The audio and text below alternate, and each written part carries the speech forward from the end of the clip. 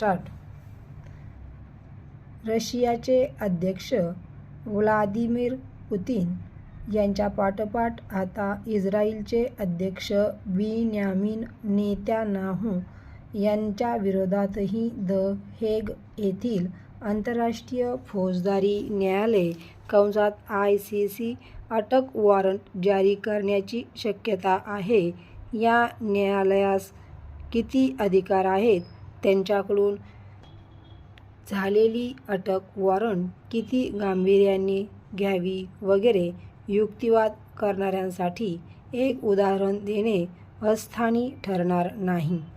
गतवर्षी असे वॉरंट जारी झाल्यानंतरच पुतिन यांच्या आंतरराष्ट्रीय दौऱ्यांमध्ये लक्षणीय घट झाली. भारतासारख्या मित्रदेशात झालेली T20 प्रदेशासाठीही ते आले नाहीत.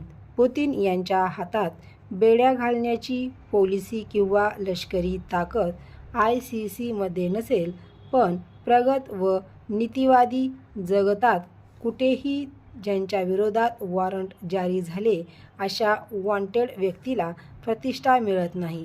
पुतिन तसे असणे हे अमेरिकेसारख्या देशांना योग्यच वाटेल, पण उद्या जर अशी नामुष्की नेतान्याहूंवर आली तर अमेरिकेच्या राजदरबारात त्यांना पूर्वीसारखी प्रतिष्ठा मिळेल का?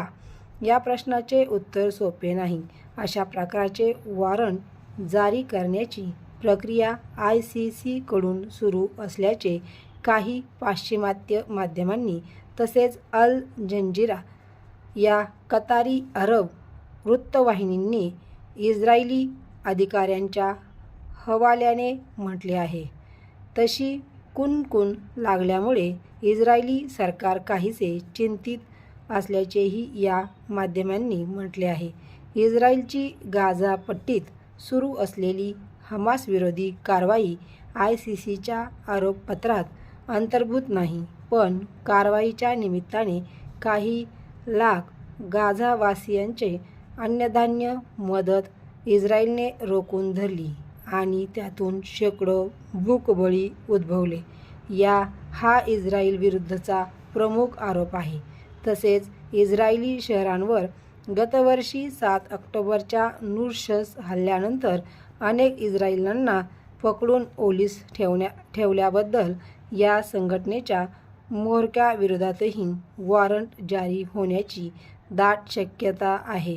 गतवर्षी पुतिन यांच्या विरोधात वॉरंट जारी झाले ते युक्रेनवर आक्रमण केले या कारणांसाठी नव्हे, तर या युद्धामुळे युक्रेनमधील अनेक लहान मुले विस्थापित वा मृत झाली हे त्यामागचे कारण होते.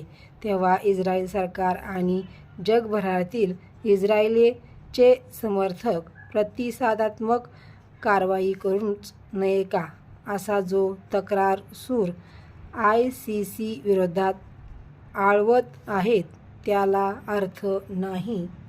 स्टॉप.